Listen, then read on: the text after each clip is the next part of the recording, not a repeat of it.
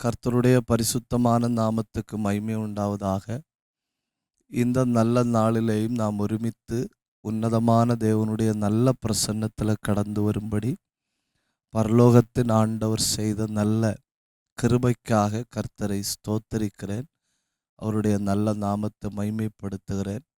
கார்த்திகையாவுக்காக, mount சர்ச்சுக்காக, எல்லா தேவ பிள்ளைகளுக்காக கர்த்தரை ஸ்தோத்தரிக்கிறேன்.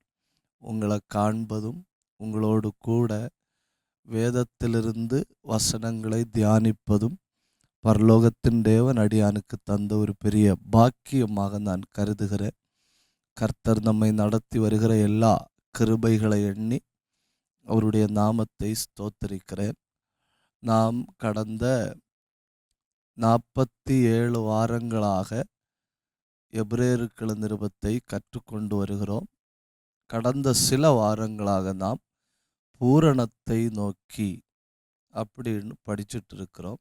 அதற்கு தேவையான பலமான ஆகாரம். கடந்த வாரத்தில் நாம் 5 காரியங்களை பார்த்தோம். 1 digest and declare, 2 eat and prophecy, 3 eat and live, 4 you are what you eat, 5 sweet to mouth, bitter to stomach, 6 feel the message. இவ்வளவு நாம் போன வாரம் பார்த்தோம். ஆண்டவர் எலியாவுக்கு உணவு கொடுத்ததும் பேதுருவுக்கு உணவு கொடுத்ததும் பார்த்து நாம் ஜெபித்தோம். இன்னைக்கு நாம் அந்த பூரணத்தை நோக்கி என்கிற தலைப்பின் கீழே ஏன் நமக்கு பலமான ஆகாரம் தேவை, why do we need strong meat, அதாக்கு இன்னைக்கு நாம் பார்க்க போகிறது 4-5 காரணங்களை நான் பைபிளில் இருந்து சொல்லுவேன். நீங்கள் ரொம்ப கவனமாய் அமர்ந்திருக்கும்படி உங்களை கேட்டுக்கொள்கிறேன். கவனமாய் அமர்ந்திருக்கிறதுல உங்களை போல கவனிக்கிறவர்கள் இல்லை. ஊழியத்திலையும் சரி, ஆவிக்குரிய காரியங்களுக்கு முன்னுரிமை கொடுக்கறதுலையும் சரி, உங்களை போல உற்சாகமாய் செயல்படுகிறவர்களை பார்ப்பது அரிது. கர்த்தர் உங்கள் எல்லாரையும் ஆசீர்வதிப்பார். இப்போ முதல்ல ஒரு 5 காரியங்களை பார்க்கலாம். ஏன் நமக்கு பலமான ஆகாரம் தேவை. 1, கிறிஸ்து என்கிற கரு நமக்குள்ள இருக்கிறது. கிறிஸ்து என்கிற கரு நமக்குள்ள இருக்கிறது. கிறிஸ்துவுக்குள்ளே நாம், நமக்குள்ளே கிறிஸ்து. இப்போ மாம்சத்துக்கு சரியான நேரத்தில் உணவு கொடுத்து மாம்சத்தை வளர விடுவது போல, மாம்சத்துக்கு அன்றன்ற நாளுக்கு தேவையான ஆகாரத்தை கொடுத்து பலனை நிலைநிறுத்துவது போல நமக்குள்ள வளர்ந்து கொண்டிருக்கிற அந்த கிறிஸ்து, பவுல் சொல்றார் இல்லையா, கிறிஸ்து உங்களில் உருவாகும் அளவும். அங்கே நல்ல நல்ல ஆங்கில வார்த்தைகள் அங்கே பயன்படுத்தி இருக்கிறது. ஃபார்ம்டு, ஃப்ரேம்டு, இப்படிப்பட்ட ஆங்கில வார்த்தைகள் எல்லாம் பயன்படுத்தி இருக்கிறது. அப்போ கிறிஸ்து உங்களில் உருவாகும் அளவு, அதாவது இயேசு கிறிஸ்து என் பாவத்துக்காக மரித்தார், இயேசு கிறிஸ்து எனக்காக அடிக்கப்பட்டு, எனக்காக மரித்து, எனக்காக அடக்கப்பட்டு, எனக்காக உயிரோடு எழுந்தார் அப்படின்னு நம்ம விசுவாசிக்கும் பொழுது நமக்குள்ள கிறிஸ்து பிறக்கிறார். கிறிஸ்து நமக்குள்ள பிறக்கிறார். அப்போ அந்த கிறிஸ்து, நமக்குள்ள பிறந்த கிறிஸ்து வளருவதற்கு தேவை ஆவிக்குரிய உணவு. ஒரு குழந்தை இந்த பூமியில் பிறக்கும்போ தாயின் கருவில் உருவானதிலிருந்து அந்த பிள்ளைக்கு வளருவதற்கு பூமிக்குரிய உணவு தேவை என்பதை போல ஆவிக்குரிய உணவு தேவை. அதனால தான் பவுல் பிரயாசப்படுறாரு, நான் கற்ப வேதனைப்படுறேன்னு சொல்றாரு. இப்போ நமக்கு ஏன் பலமான ஆகாரம் தேவை, நமக்குள்ள அந்த கிறிஸ்து வளர்ச்சி அடையும்படிக்கு. 2வது கலாத்தியர் 4:19 வசனமாகும். 2வது நமக்கு ஏன் பலமான ஆகாரம் தேவை, we have an inner man, நமக்குள்ள ஒரு உள்ளான மனுஷன் இருக்கிறான்.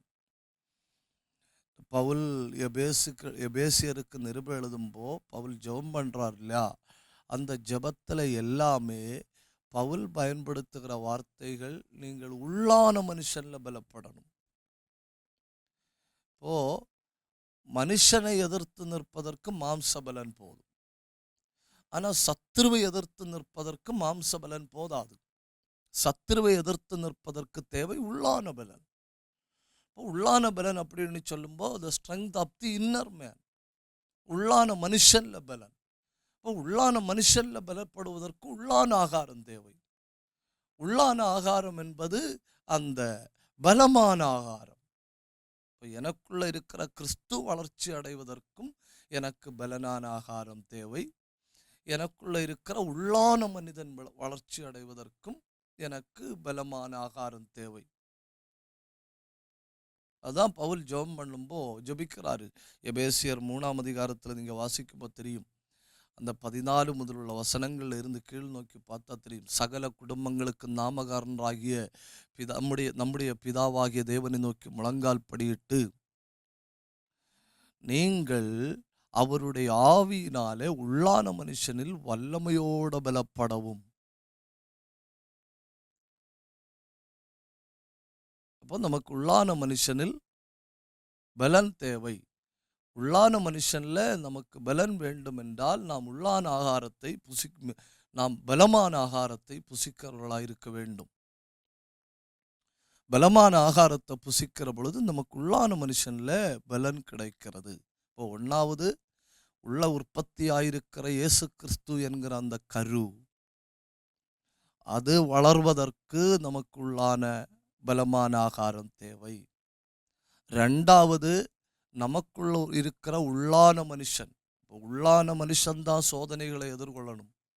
உள்ளான மனுஷன்தான் பிரச்சனைகளை எதிர்கொள்ளணும். உள்ளான மனுஷன்தான் போராட்டங்களை எதிர்கொள்ளணும். உள்ளான மனுஷன்தான் சத்துருவை எதிர்த்து நிற்கணும். இந்த ஆவிக்குரிய எல்லா காரியங்களையும் செயல்பட வேண்டியது உள்ளான மனுஷன். அந்த உள்ளான மனுஷன்ல ஸ்ட்ரென்த் இல்லைன்னா இப்போ உள்ளான மனுஷன் பலப்படணும். உள்ளான மனுஷன் பலப்படுவதற்கு என்ன? உள்ளான பலமான ஆகாரம். இப்போ நமக்கு ஏன் உள்ளான பலமான ஆகாரம் தேவை? உள்ளான மனுஷன் பலப்படுவதற்கு பலமான ஆகாரம் தேவை. 3, நமக்கு ஏன் பலமான ஆகாரம் தேவை? ஒரு வசனத்தை நீங்கள் கொஞ்சம் கவனிக்கணும். இது கொஞ்சம் ஆழமான வசனமாக்கும். யோபு 6ஆம் அதிகாரம் 25வது வசனம். யோபு 6:25. நாம் குணமடைவதற்கு பலமான ஆகாரம் தேவை. நாம் குணமடைவதற்கு பலமான ஆகாரம் தேவை. நீங்க அந்த வசனத்தை கொஞ்சம் பாருங்க. யோபு 6:25.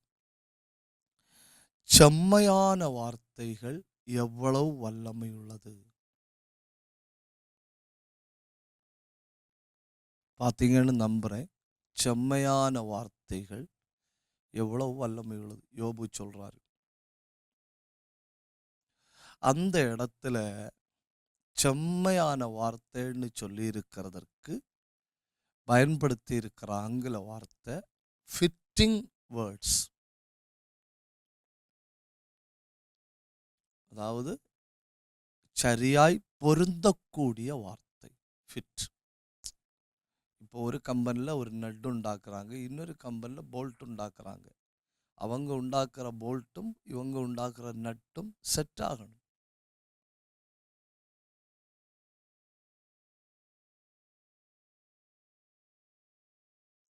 இப்போ ஃபிட்டிங் வேர்ட்ஸ், செம்மையான வார்த்தை, பொருந்தக்கூடிய வார்த்தை எவ்வளோ வல்லமை உள்ளது.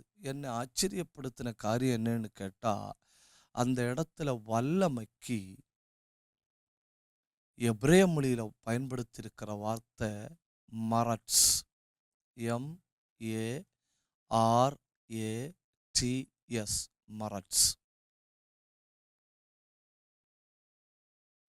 அந்த இடத்துல செம்மையான வார்த்தை எவ்வளோ வல்லமை உள்ளதுன்னு சொல்லியிருக்கிற அந்த வல்லமைக்கு பயன்படுத்தி இருக்கிற வார்த்தை மரட்ஸ்.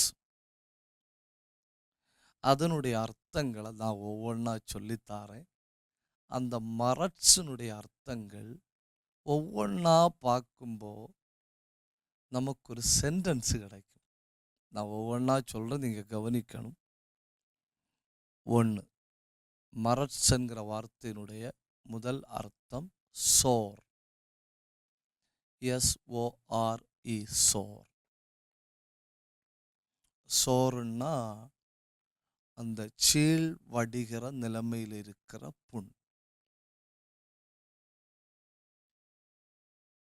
பார்த்தீங்களா, மரட்ஸுக்கும் இந்த புண்ணுக்கும் ஒரு ஐக்கியம் கிடையாது. ஆனால் பயன்படுத்தியிருக்கிற எபிரேய வார்த்தை மரட்ஸ். அதனுடைய அர்த்தம் சோர். ஒரு அர்த்தம் சோர். எல்லாம் சேர்க்கும்போதான் நமக்கு சரியான ஒரு சென்டென்ஸ் கிடைக்கும். மரட்ஸ் என்கிற வார்த்தையினுடைய ரெண்டாவது அர்த்தம் ஃபோர்சிபிள். அந்த வல்லமை உள்ளதுன்னு சொல்லி இருக்கு இல்லையா, பலமான, ஃபோர்சிபிள். அப்போ புண், பலமான. அந்த வார்த்தையினுடைய மூணாவது அர்த்தம் பிரஸ்.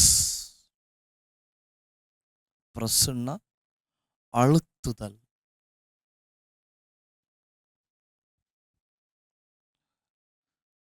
புண்ணு, பலமாக அழுத்துதல். நாலாவது அர்த்தம் கிரீவியஸ், கடின வேதனை.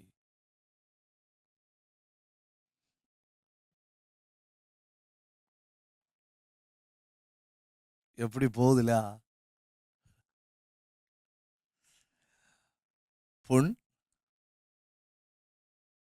வலுவாக அல்லது பலமாக, ஃபோர்சிபிள், பிரஸ் அழுத்துதல், கிரீவியஸ் கடின வேதனை. அடுத்த அர்த்தம் எம்போல்டன். எம்போல்டன் அப்படின்னா தைரியப்படுத்து, பலப்படுத்து, ஊக்கம் கொடு. அதாவது செம்மையான வார்த்தை எவ்வளவு பலன் உள்ளது, அந்த பலன் உள்ளது என்கிற எபிரேய வார்த்தை மொத்தமா பயன்படுத்துகிறது ஹாஸ்பிட்டல்ல. அதாவது it's a word related to medical field, மருத்துவத்துறையில் பயன்படுத்துகிற ஒரு வார்த்தை. அது என்ன? ஒரு புண்ணு இருக்கு, அந்த புண்ணை பார்த்துட்டு ஓ இவ்வளவுதானா, பரவாயில்லை, இது சரியாயிடும் அப்படின்னு சொல்லி ஆறுதலான வார்த்தையை கொடுத்து அனுப்பிவிடக்கூடாது. என்ன செய்யணுமாம்? அந்த புண்ணுக்கு நேர வலுவாய் அழுத்தத்தை கொடுக்கணும். வலுவாய் அழுத்தத்தை கொடுக்கும்போ அந்த புண்ணு இருக்கிற ஆளுக்கு என்ன செய்யும்? மிகுந்த வேதனை உண்டாகும். ஆனால் அடுத்து என்ன கிடைக்குது? இது சுகமாகும், எனக்கு அற்புதம் நடக்கும், நான் இதிலிருந்து மேலே வருவேன் என்கிற ஊக்கம் கிடைக்கும். அதாக்கும் செம்மையான வார்த்தையின் வல்லமை.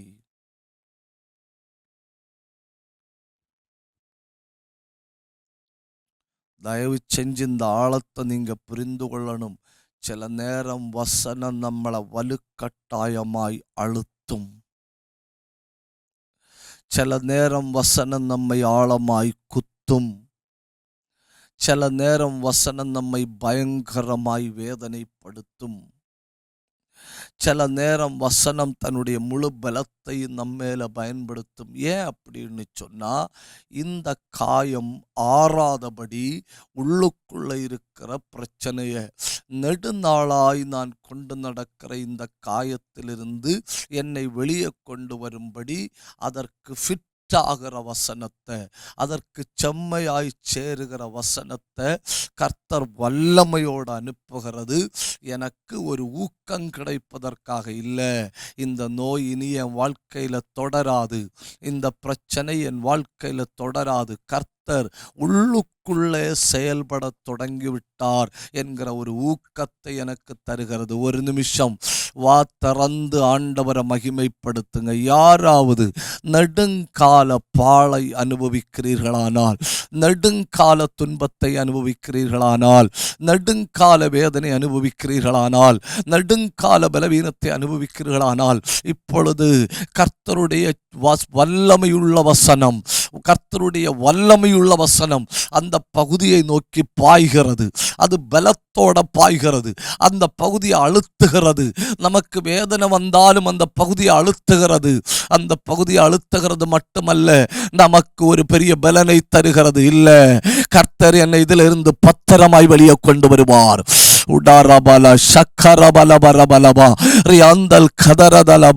வசனத்தால தீர்க்க முடியாத பிரச்சனைகள் இல்லை. ஆனா என்ன, பலமான ஆகாரமா இருக்கணும். செம்மையான வார்த்தை எவ்வளவு வல்லமை உள்ளது, எவ்வளவு வல்லமை உள்ளது. ஆண்டுகளாய் நான் சுமந்து கொண்டு நடக்கிற என் காயத்தை ஆழத்திலிருந்து சுகமாக்கி எனக்கு மறுபடியும் வாழ முடியும் என்கிற ஊக்கத்தை கொடுக்கிற அளவில் வசனம் வல்லமை உள்ளது. இப்போ ஒன்று, நமக்குள்ள இருக்கிற கிறிஸ்து வளரணும். 2, நம்ம உள்ளான மனுஷன்ல பலனடையணும். 3, நமக்குள்ள சுகம் உண்டாகணும். 4, இதுவும் கொஞ்சம் முக்கியமான ஒரு வசனமாக்கும். யோபு 6ஆம் அதிகாரம் 7வது வசனம். அந்த வசனத்தை நீங்க பாருங்க. யோபு 6:7. அந்த வசனத்துல 2 விதமான ஆகாரம் சொல்லி இருக்கு. 1, அரோசிகமான ஆகாரம், அரோசிகமான போஜனம். 2, ஆரோக்கியமான ஆகாரம். 1, அரோசிகமான ஆகாரம். 2, ஆரோக்கியமான ஆகாரம். இந்த தகப்பன் வீட்டை விட்டு ஓடிப்போன கெட்டகுமாரனுக்கு அவன் காலையில் எழும்பினது முதல் கொஞ்ச நாளா அவனுக்கு கண்ணுக்கு முன்னே என்னைக்கும் தெரிகிறது ஒரே உணவு. என்னைக்கு காலையில் எழும்பினாலும் அவன் காலையிலிருந்து சாயங்காலம் வரை பார்க்கறது ஒரே உணவு. அது என்ன உணவு? தவிடு. தவிடு.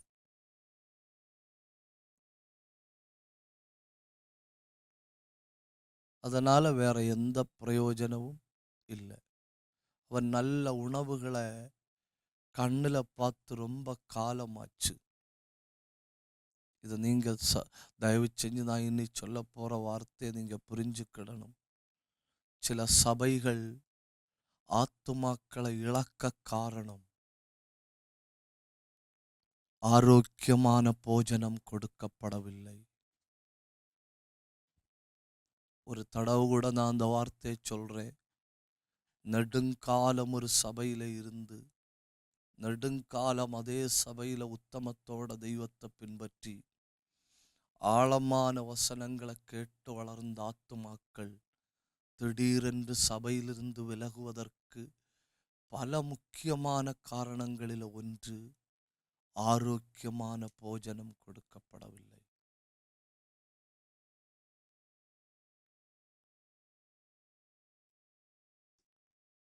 இந்த பெரிய தோட்டங்களில்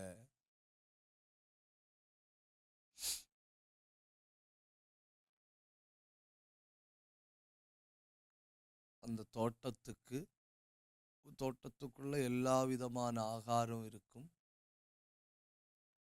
அப்புறம் அந்த தோட்டத்தில் கவட்டைன்னு சொல்லி ஒன்று வைப்பினும். அது உங்களுக்கு தெரியுமான்னு எனக்கு தெரியல. கவட்டைன்னு சொல்லி ஒன்று வைப்பினும்.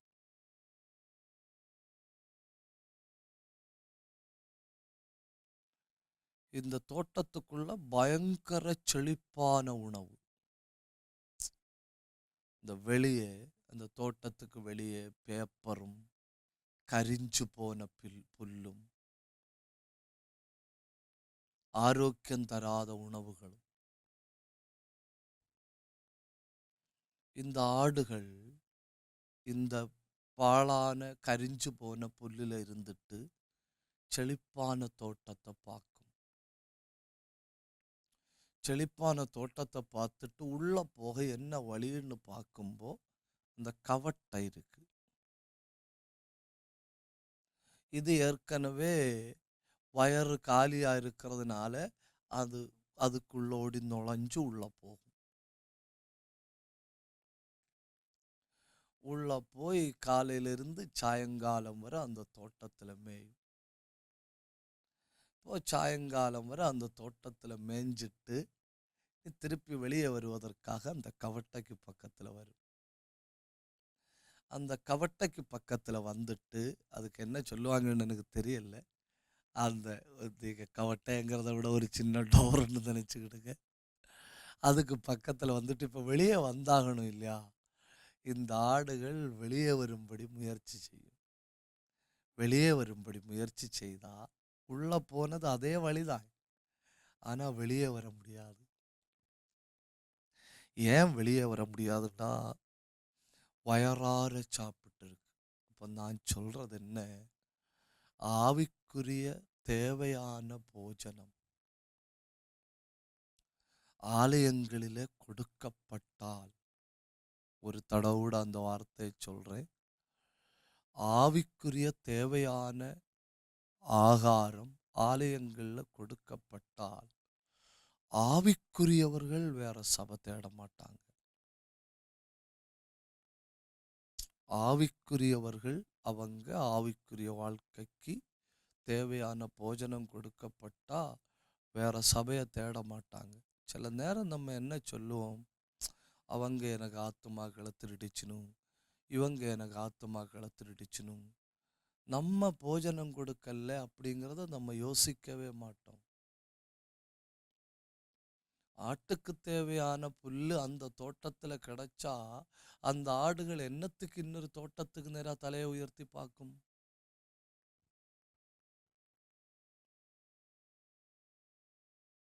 சரி, நமக்கு அது தேவையில்லாத விஷயம், நம்ம விட்டு தள்ளுவோம். அப்போ 2 வகை உணவு. ஒன்று அரோசிகமான போஜனம், இன்னொன்று ஆரோக்கியமான போஜனம். கொஞ்சம் நீங்கள் கவனிக்கணும். அந்த அரோசிகமான போஜனம் உண்டு இல்லையா, அந்த அரோசிகமான போஜனத்துக்கு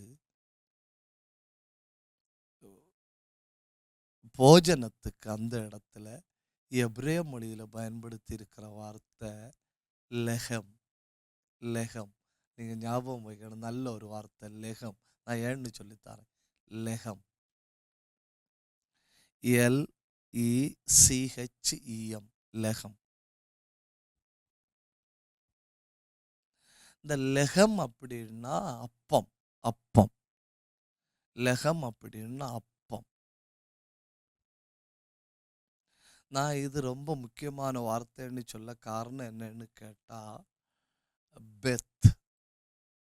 பெத்துன்னா வீடு, லெகம்னா அப்பம். அப்போ பெத் லெகம்னா அப்பத்தின் வீடு. பெத்துன்னா வீடு, ஏலுன்னா ஆண்டவர். இப்போ பெத் ஏலுன்னா தேவனுடைய வீடு. அப்போ அரோசிகமான போஜனம் லெகம். அப்போ அரோசிகமான போஜனம்னு சொன்னா என்ன, கெட்டுப்போன பிரெட்டு. கெட்டுப்போன பிரெட்டு மோஸ்ட் டேஞ்சரஸ் ஆகும். நீங்கள் கேரளாவில் எல்லாம், தமிழ்நாட்டில் எப்படின்னு எனக்கு தெரியல, தெரியாத சொல்ல முடியாது இல்லையா, சொல்லக்கூடாது இல்லையா. கேரளாவில் எல்லாம் நீங்கள் பெரிய சூப்பர் மார்க்கெட்டுக்கு போனால் அங்கே அந்த கெட்டுப்போன ப்ரெட்டை அப்படியே எடுத்து வெளியே வச்சிருப்பாங்க. ஏன் எடுத்து வெளியே டேட் எக்ஸ்பைரி ஆன ப்ரெட் எடுத்து வெளியே வச்சுருப்பாங்க? ஏன்னா அந்த கொடுத்த கம்பெனிக்காரங்க இதை அப்படியே எடுத்துகிட்டு போகணும். இதை எடுத்துகிட்டு போயிட்டு இவங்களுக்கு வேறு ப்ரெட்டு கொடுக்கணும். ஏன்னா ஒன்ஸ் ப்ரெட்டு கெட்டு போச்சுன்னா அது மிகப்பெரிய ஃபுட் பாய்சனை உண்டாகும். அப்பம்தான், மாற்றமில்லை, அப்பம்தான்.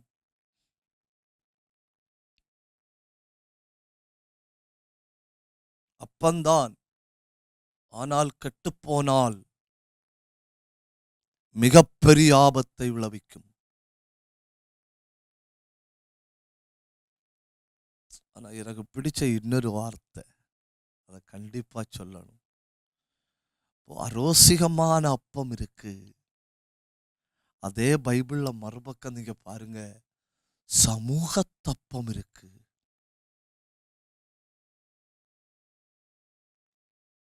சமூகத்தப்பம் நான் என்ன சொல்லணும் இங்கிலீஷ்ல? Bread of his presence.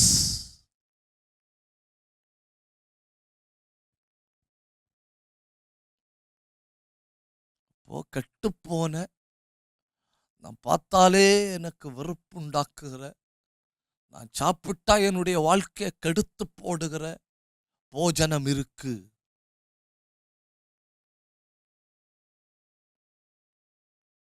அதை சாப்பிட்டு சாப்பிட்டு ஆவிக்குரியவர்கள் நோய்வாய்ப்படுகிறார்கள். Spiritual disease பெருகிவிட்டது. ஆவிக்குரிய நோயாளிகள் பெருகிவிட்டார்கள். ஆவியில நோய், ஆத்மாவில நோய், எல்லாம் ஸ்பிரிச்சுவல் டிசீஸ்.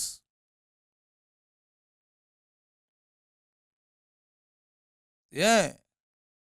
எண்ணா உள்ள போன போஜனம் கெட்டு போனது. ஆனா மறுபக்கம் இன்னொரு வகையான ஆரோக்கியமான போஜனம் இருக்கிறது. அது என்னன்னா, பிரெட் ஆஃப் ஹிஸ் பிரசன்ஸ், அவருடைய சமூகத்தில் வைக்கப்பட்டிருக்கிற அப்பம். ஏன்னா அது வெறும் அப்பம் இல்லை, அது அப்பமும் பிரசன்னமும் கலந்தது. உடாரபல சந்தரதலதரா ரியாந்தல் கபரபலபரபலபா. நம்ம கையில் கிடைக்கிற ஒரு சின்ன வசனம், அந்த வசனத்தோட தேவ பிரசன்னம் இணைந்தால் அது என்னவாய் மாறுகிறது தெரியுமா? அது சமூகத்தப்பமாய் மாறுகிறது. அது ஒருவன் புசித்தால் அது அவனுடைய சரீரத்தில் மொத்த வளர்ச்சியை கொண்டு வரும். ஏன்னா அது ஆரோக்கியமான போஜனம். இன்னைக்கு என்ன சொல்லன்னு தெரியல இல்லையா? அரோசிகமான போஜனத்தை ஏற்றுக்கொள்ளுகிறார்கள், சமூகத்தப்பத்தை வெறுக்கிறார்கள். அரோசிகமான போஜனம், இது என்னை நித்தியத்துக்கு கொண்டு போகாது, இது என் வாழ்க்கையை அழிக்கும், இது சும்மா ஒன்றும் இல்லாத காரியங்களை ஊதி பெலூன் மாதிரி பெருசாக்கிறதாக்கும், இதுல ஊட்டச்சத்து இல்லை அப்படிங்கிற போஜனங்களை ஏற்றுக்கொள்றாங்க, சந்தோஷமா ஏற்றுக்கொள்றாங்க.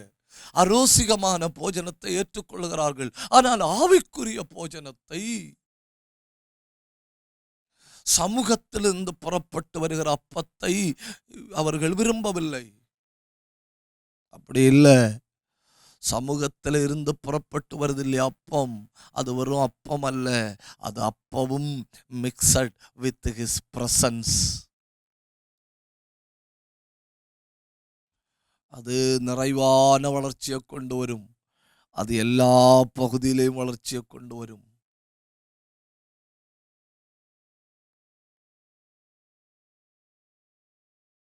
எல்லாரும் கொஞ்சம் புரியுதுன்னு நான் நம்புறேன். ஏன் நமக்கு பலமான ஆகாரம் தேவை?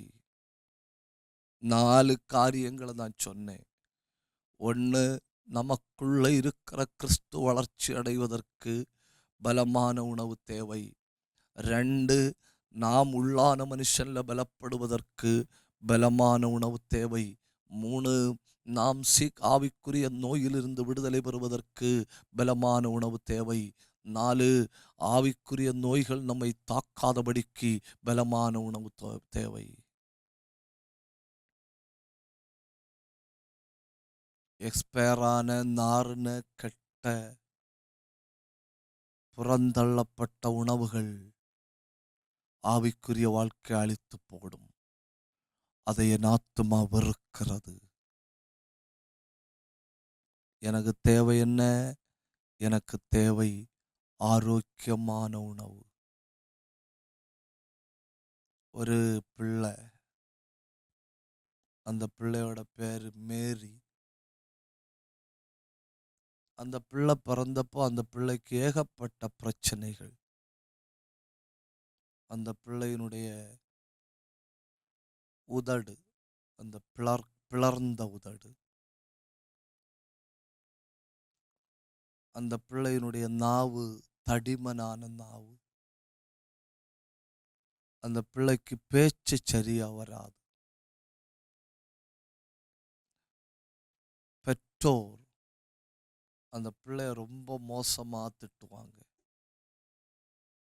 இப்படி ஒரு மோசமான பிறவி நம்ம கையில கிடைச்சிட்ட.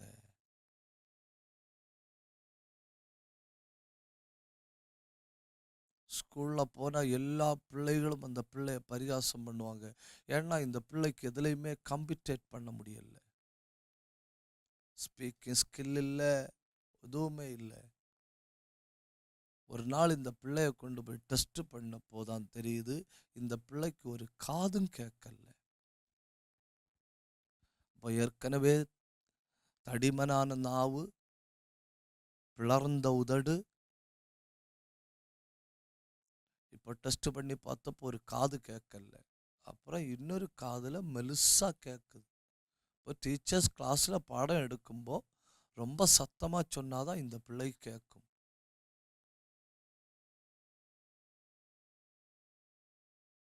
எந்த டீச்சர்ஸும் இந்த பிள்ளைய கண்டுக்கிடுறது இல்லை. அவங்க வந்து அவங்க கிளாஸ் எடுத்துட்டு போவாங்க. இப்போ வீட்டிலையும் வெறுப்பு, ஸ்கூல்லையும் வெறுப்பு. ஆனால் ஒரு டீச்சர் மட்டும் எல்லா பிள்ளைகளுக்கும் ஒரு சென்டென்ஸை சத்தமாக சொல்லிட்டு அதே சென்டென்ஸை இந்த பிள்ளைக்கு மட்டும் அந்த மெதுவா கேட்கிற ஒரு செவி உண்டு இல்லையா, அந்த காதில் போய் சொல்லி கொடுப்பாங்க.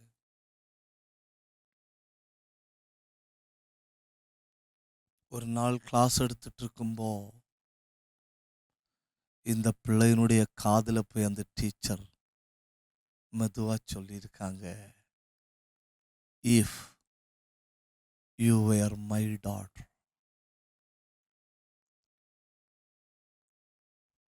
நீ ஏன் மகளா இருந்திருந்தால்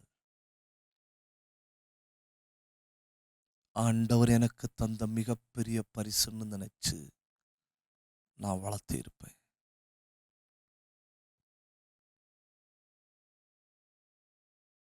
if you were my daughter, அந்த வார்த்தை அந்த பிள்ளையுடைய உள்ளத்துல துணிச்சுட்டே இருந்திருக்கு. If you were my daughter, எல்லாரும் என்ன வெறுத்தாலும், எல்லாரும் என்ன பரிகாசம் பண்ணினாலும், நான் இந்த சமூகத்தோடு இணைந்து ஓட முடியலைன்னாலும், இந்த மாணவர்களோடு இணைந்து படிக்க முடியலைன்னாலும், என்னை ரொம்ப விரும்புகிற ஒரு ஆசிரியை. அந்த பிள்ளை என்ன ஆச்சு தெரியுமா?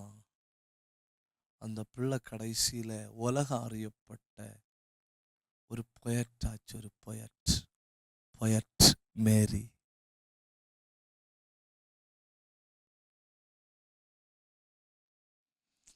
அப்போ அந்த பிள்ளை இடத்துல கேட்குறாங்க, உன் வாழ்க்கை இவ்வளவு ஆச்சரியமாய் மாற்றினது எது? சமூகத்தின் அடிமட்டத்தில் கிடந்த உன்னை மேல் மட்டத்துக்கு கொண்டு வந்தது எது? அப்போ அந்த பிள்ளை சொல்லுது, one sentence by my teacher. அப்போ அவன் கேட்க, நீ என்ன? அது if you were my daughter. ஆரோக்கியமான போஜனம் எவ்வளவு வல்லமை உள்ளது. எதிர்நீச்சல் போட முடியாத ஒரு ஆளை எதிர்நீச்சல் போட்டு சமூகத்துக்கு உதவியான பொயட்ரி எழுதுகிற அளவில் உயர்த்த முடியும் ஒரு வார்த்தை. மீதி அத்தனை பேரும் அந்த பிள்ளை கொடுத்ததெல்லாம் அரோசிகமான போஜனம். இந்த ஒரு மேடம் அந்த பிள்ளை கொடுத்தது சமூகத்தின் அப்பம். சில நேரம் எல்லாம் இந்த வார்த்தை உள்ளத்தில் ஓடிட்டே இருக்கும். அதுக்கு அர்த்தம் தெரியல, ஏன்னு தெரியல, அதுக்கு உள்ள போக முடியல, ஒரு அளவு தாண்டி அதை தியானிக்க முடியல. பிரெட் ஆஃப் ஹிஸ் பிரசன்ஸ், அதை தியானிப்பதற்கு நம்முடைய சிந்தையின் ஆழம் போதல்ல. அதை வெளியே சொல்லுவதற்கு நம்முடைய வார்த்தைகள், நமக்கு தேவையான வார்த்தைகள் கிடைக்கல. அதை வியாக்கியானம் பண்ணுவதற்கு தேவையான அளவு ஸ்பேஸ் மைண்டில் இல்லை. The bread of his presence, அவருடைய சமூகத்தில் உட்கார்ந்திருக்கிற அப்பம்.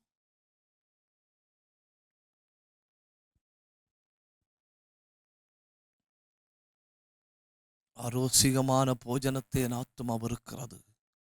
நான் விரும்புகிறது பிரெட் ஆஃப் ஹிஸ் பிரசன்ஸ், அவருடைய சமூகத்தின் அப்பம்.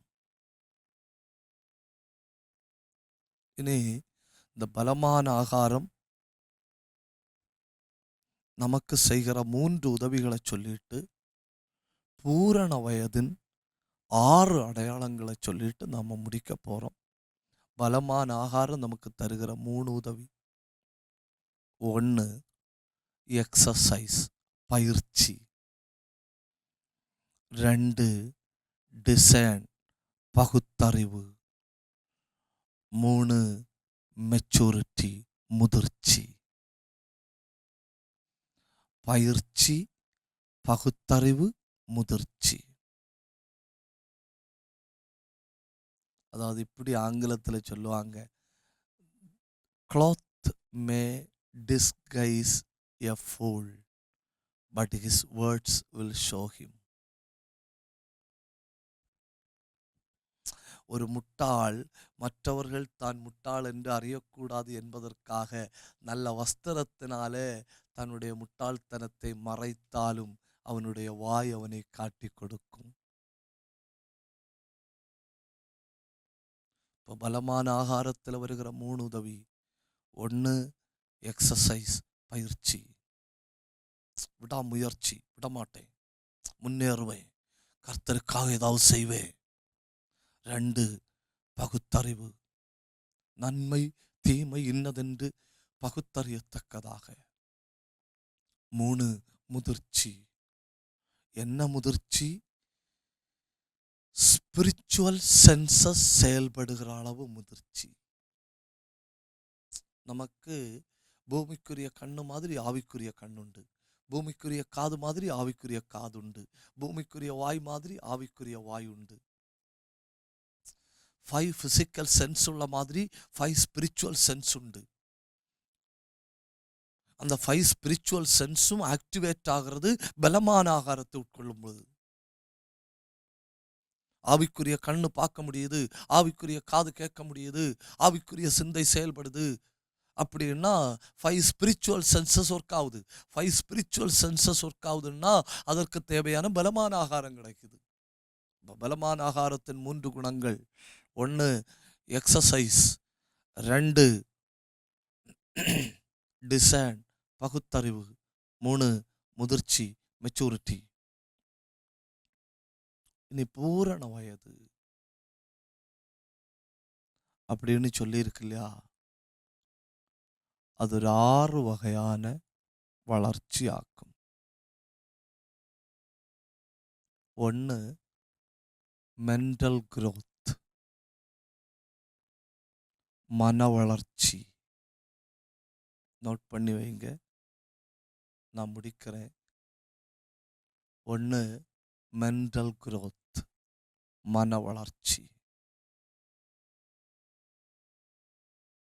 நம்ம மனதை சோர்ந்து போக பண்ணுகிற, நம்ம மனதை அழுத்துகிற, நம்மை மனதை தளர்வடைய பண்ணுகிற நூற்றுக்கணக்கான நிகழ்வுகள் நம்மை சுற்றி நடந்தாலும் பலமான ஆகாரமானது நம்முடைய மனதை வளர்ச்சி அடைய பண்ணுகிறது. 2 மோரல் growth, ஒழுக்க வளர்ச்சி. 1 மன வளர்ச்சி மென்டல் growth, 2 ஒழுக்க வளர்ச்சி மோரல் growth, 3 வேர் வளர்ச்சி ரூட் growth, 4 மேல் வளர்ச்சி ஹைட் growth. ஒரு தடவை கூட சொல்றேன், மன வளர்ச்சி, ஒழுக்க வளர்ச்சி, அப்புறம் வேர் வளர்ச்சி. கிறிஸ்துவின் அன்பில் வளரும்போ கீழ் நோக்கி வளரணும், வேரூன்றி. கிறிஸ்துவின் நிறைவில் வளரும்போ மேல் நோக்கி வளரணும். சில நேரம் நம்ம எளிதில் சாய்ந்து போக காரணம் என்னன்னு கேட்டா, மேலே இருக்கிற வளர்ச்சியை தாங்குவதற்கான வேர் இல்லை.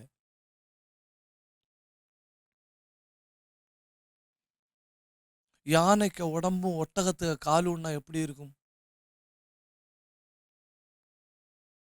Can you imagine? ஒட்டகச்சிவிங்கிக்க லெக்கு, யானைக்கு பாடி. அந்த பாடியை தாங்கிறதுக்கு இந்த காலால முடியாது. இப்போ நம்ம மேலே வளர வளர உள்ள வளரணும், வேர் வளரணும். சாலமோனுடைய பிரச்சனை என்ன? வேர் இல்லாம மேல வளர்ந்துட்டான். பல தேவ பிள்ளைகளுக்கும் வேர் வளர்ச்சி இல்லை, வேர் வளர்ச்சியை குறித்து சிந்திப்பதே இல்லை. வேர் வளர்ந்தவர்களுக்குள்ள பின்மாற்றம் என்கிற வார்த்தை சொல்லப்படுவதே இல்லை. ரூட் growth, அப்புறம் ஹைட் growth. 4 வளர்ச்சியை சொன்னேன். மன வளர்ச்சி, ஒழுக்க வளர்ச்சி, வேர் வளர்ச்சி, மேல் நோக்கியுள்ள வளர்ச்சி. 5 கிறிஸ்துவில் பூரண வளர்ச்சி. எபேசியர் 4:13. நான் சொன்ன அவ்வளோ ஒரு தடவை கூட சொல்லி முடிக்கிறேன். 1 மன வளர்ச்சி, எந்த பிரச்சனையும் எதிர்கொள்ள வேண்டிய சிந்தை. 2 ஒழுக்க வளர்ச்சி, எந்த சூழ்நிலையிலும் ஆவிக்குரிய சுபாவத்தை வெளிப்படுத்துவேன். 3 வேர் வளர்ச்சி. என் வளர்ச்சிங்கிறது மேலே பார்க்கறது மட்டும் இல்லை, என் ரூட்டு நல்லா இருக்கு. இந்த நீங்க கேள்விப்பட்டிருக்கிற ஒரு நல்ல உதாரணத்தை தான் சொல்றேன். பைஜூஸ்ன்னு சொல்லி கேள்விப்பட்டிருக்கீங்களா? பைஜூஸ் கோவிட் காலத்துல சிகரத்தை அடைந்த ஒரு கம்பெனியாக்கும் பைஜூஸ். அப்புறம் கொஞ்ச நாள் தாண்டின பிறகுதான் தெரியுது, சிகரங்களும் பிரான்ச்சஸும் உயரமாய் வளர்ந்து விட்டது, வேர் சுத்தமா இல்லை.